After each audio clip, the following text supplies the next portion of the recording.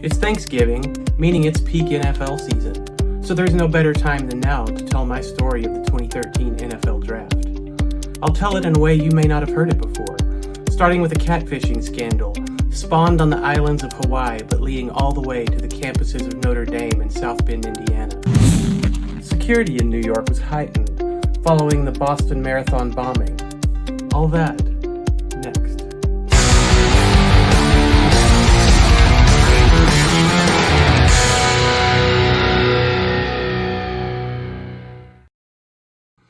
All right, so my story of the NFL Draft in 2013.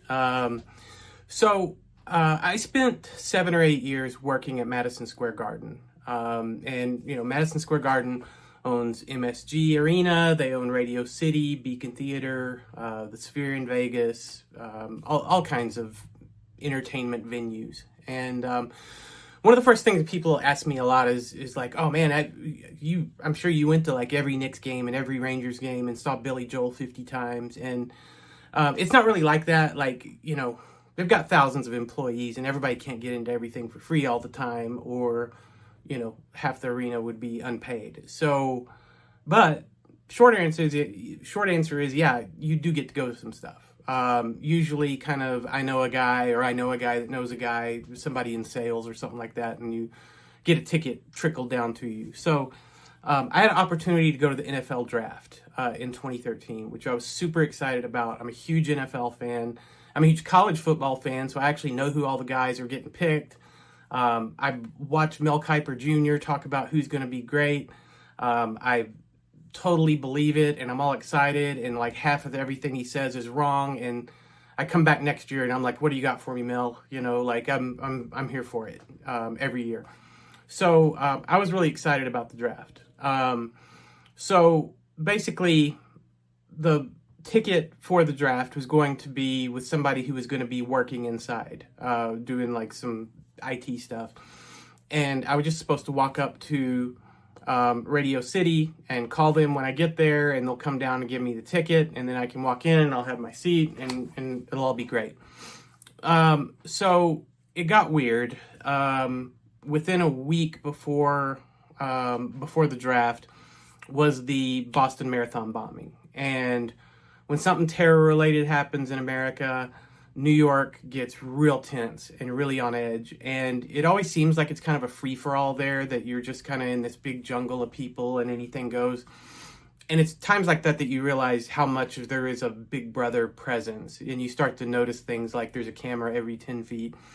And when they spring into action and at a high terror alert, it's like intimidating. You'll see cops in riot gear and like whole streets closed off, and you'll see weapons you didn't even know they had. And I once saw a taxi cab drive by and then pull up to a guy, and all of a sudden in the front grille of the taxi cab started flashing red and blue lights, and it was a New York cab undercover police car or like Homeland Security or something, and these 4 guys in riot gear, including the driver, jumped out. And I was like, oh my God. So there's like a whole thing going on with that. And so I figured that security is going to be tighter than usual, but I'll deal with it. So the day of the draft, I take off walking from MSG, walk up 34th to 50th Street. Even that was a challenge. There was I had to pretty much bypass Times Square because there's so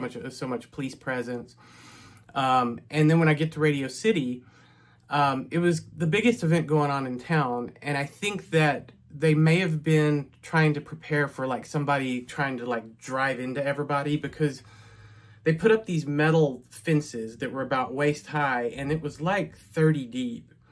And they surrounded all of Radio City. And I was having trouble finding my way in. I couldn't even find the front door because it was such a mess. And I saw a VIP entrance. I didn't want to go there. So I'm just trying to find the front door. And I end up kind of orbiting Radio City like twice. And I still can't figure out how to get in. So I walk up to a cop. I see this NYPD guy standing there. And I've got this whole story in my head. I'm like, okay, I'm going to show him my MSG badge. And then I'm going to explain to him that the guy inside has my ticket. but I have to have the ticket to get up there to get it, and I've got to work all that. And I got like 3 or 4 words into it, and he was like, pal, just go talk to that cop over there and tell him I sent you. So he now sent me through these metal barricades where nobody is allowed to go to talk to another cop. So I'm like, okay, well, all right, I'm going to get my story straight before I talk to him. And I walked up and I showed him my MSG badge, and I was like, hey, and he was like, oh yeah, just go through here. And he didn't even ask me any questions. So he sends me to a gate, and I open this chain link fence. It's something that was normally not at Radio City, that they put together there for the draft. And I'm now on the premises of Radio City, haven't shown anybody a ticket or anything, and I'm in this area, and there's just a bunch of people walking around. It's not a very big area. It's about the size of like this city block where you're walking. You know, I've got about 20 feet of room, and there's just people everywhere. Everybody's dressed really nice. And as soon as I looked up, I saw like Scott Van Pelt from ESPN walk by, and I was like, oh wow, ESPN's here. And then I saw somebody else, I think it was like Heidi Rowe, I think is her name, something like that, walk by, and I was like, wow, there's a lot of ESPN people here. And then I realized I didn't see any actual like fans, and I'm like, I think I'm in the wrong place. Like I'm in like a VIP area or something. And so I was like, I got to get out of here. Because one thing I can say about working at Madison Square Garden, if you work there and you go to an event and you find yourself in the wrong place, they will fire you like the next morning, like as soon as they find out about it. Like they don't care what your excuse is. They don't believe you. They think that you're sneaking in, using your badge. You know, so I needed to find my way out of that situation as fast as possible. I looked over one direction and I saw doors, but they looked like they were all locked and nobody's going in and out of them.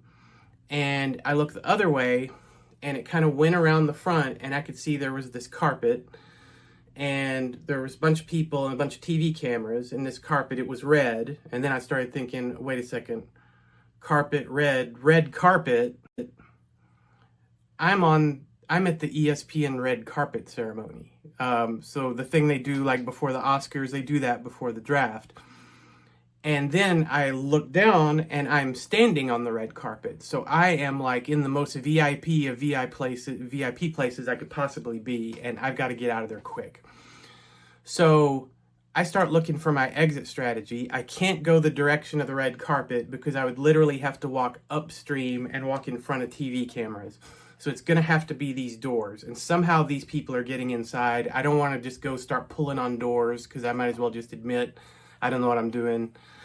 And before I really collected my thoughts, I look up and there's 2 security guards. These 2 women are looking right at me, and they're pointing at me and they're talking about me. And they can see my Madison Square Garden badge. They seem to have already figured out I'm not supposed to be there, and they're about to bust me. So first thought was maybe I should go up and just tell them, hey, I ended up in the wrong place. Can you help me out? I didn't actually trust that would go well. I wasn't sure that they would believe me. And so the next thing that came to mind, I looked towards the door and I looked up and I realized I was standing right next to Eddie George, NFL great running back Eddie George. And he's just by himself and he's right next to me. I don't normally talk to celebrities unless I have a reason to, and at this point I felt like I had a reason to, and I just started talking to him, and I just started off with some fanboy stuff. Hey man, I've been watching you since Ohio State, loved you in Tennessee, I was so glad when you came to the Cowboys. And he was real gracious. I think he was just glad that I didn't ask him for a selfie, but he's a very nice guy.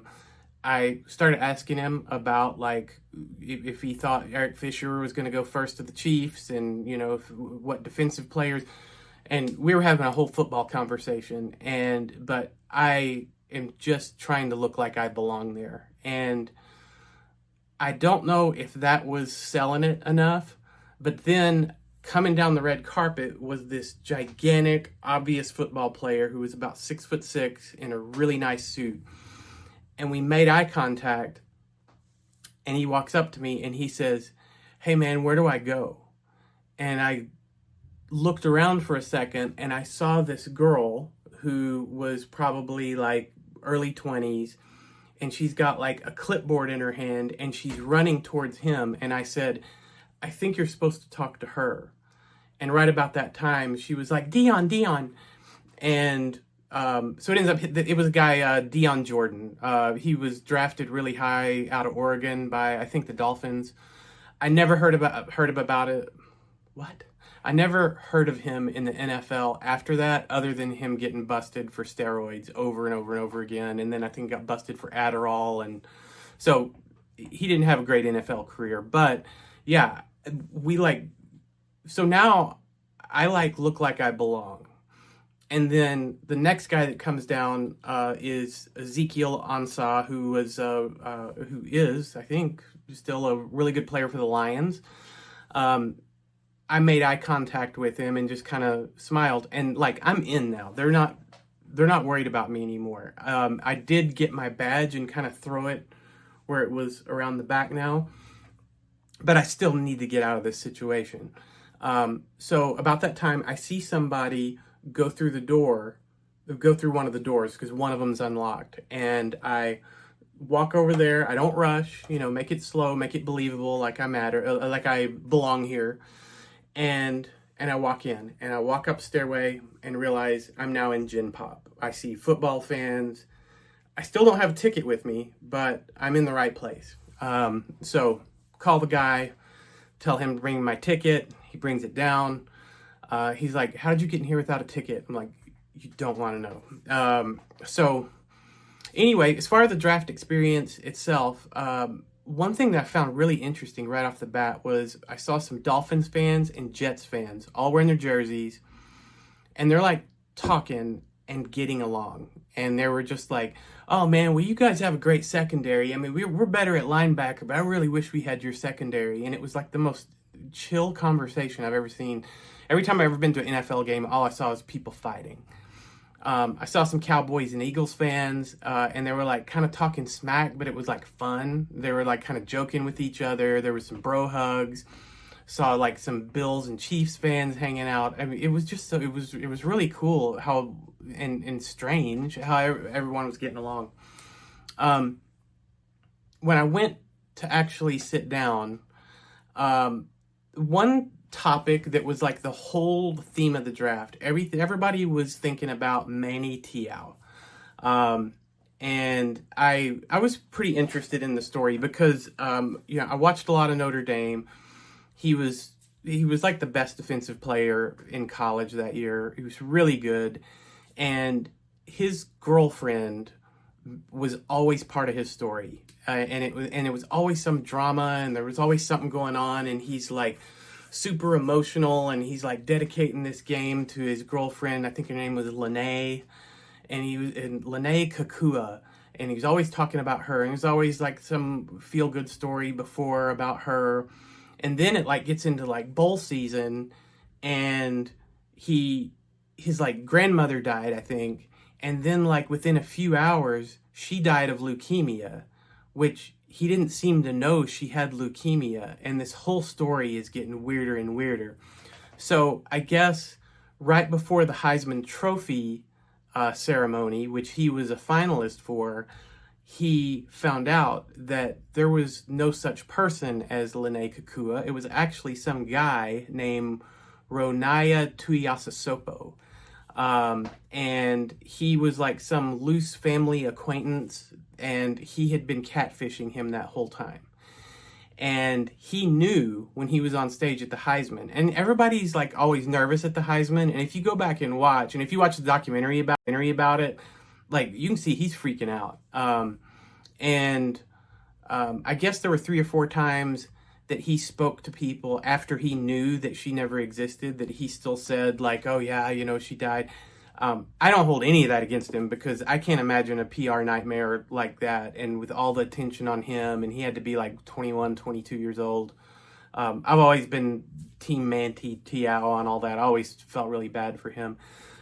If you get to the end of this video and you hear a song kind of making fun of him, which may happen, I'm just having fun. I really do. I really do feel bad for him, and I'm glad. I've seen him on TV with NFL Network and doing kind of a morning show kind of thing, and yeah, I'm glad that he's doing well. So even if I do happen to make songs making fun of him, so that was like a big story, and that's what everybody was talking about.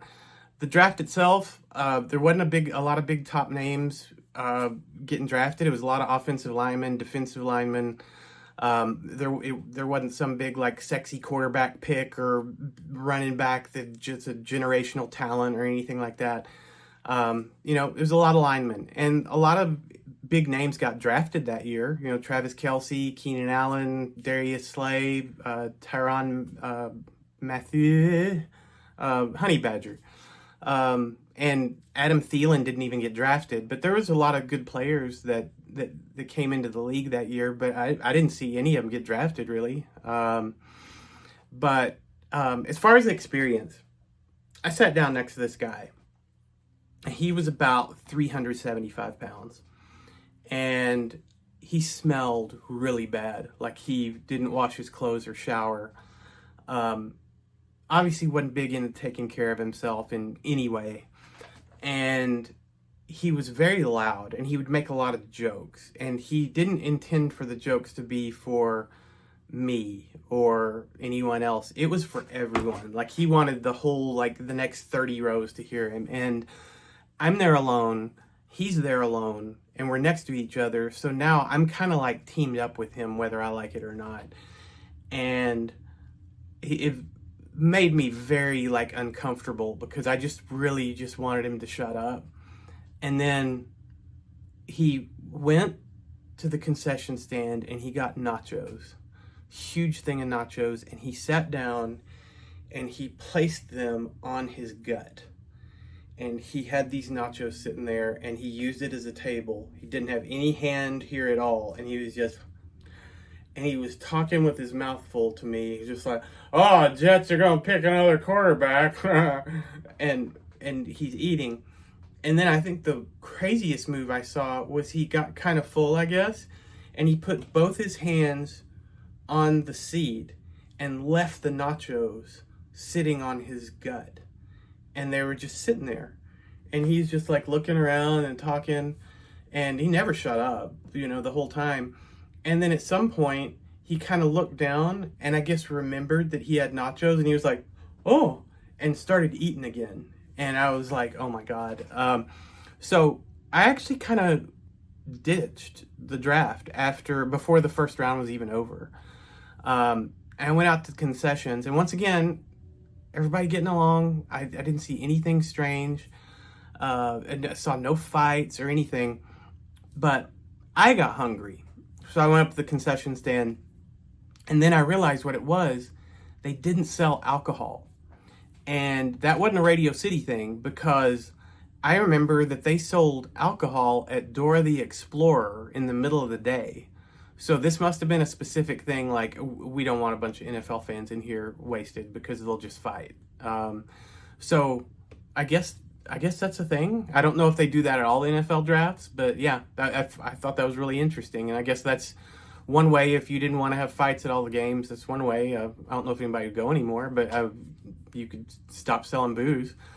But yeah, other than that, I would say one thing that I thought was interesting is there was kind of a riser stage in front of us that had an ESPN crew, and it was Steve Mariucci, Steve Young, Ron Jaworski, Keyshawn Johnson, Chris Carter, I think. And they were talking, and we could kind of hear them. They didn't actually have them blasting in there, but we were close enough that we could kind of hear the conversation. And they were kind of going back and forth, and it was just like one of these studio shows you would see on ESPN. And at one point, they started talking about quarterbacks, and then Ron Jaworski was like, "Well, here, I'm going to tell you a little bit of what I think of the quarterback class this year." And when he started to talk, the camera had been kind of moving around. You could see that. And then when he started talking, they physically moved the camera and zoomed in on him. And what was crazy, and I'm thinking this must happen like all the time, is as soon as the camera zoomed in, all the other guys reached under their desk and pulled out a sandwich, and they started eating, and they were just eating as fast as they could. And makeup and hair people were coming out, and they were like, doing their face while they were eating a sandwich. And this went on, like, and Jaws talked for like 4 or 5 minutes, and during that time they ate their sandwiches, they got makeup, they got hair done, and it had to be some of the time they were right out of the view of the camera, and you would never know any of that was going on. And then as he was kind of finishing up his little thing, they backed up, and everybody's like that, and then they're like, well, that's a good point, Jaws, and then continued. So I'm thinking that probably goes on a lot. So you just kind of assume when you're looking at one person that the people around him are kind of standing there or sitting there listening. But yeah, there's a whole other thing that goes on. But anyway, I figured I would tell an NFL draft story. So there you go. Thanks.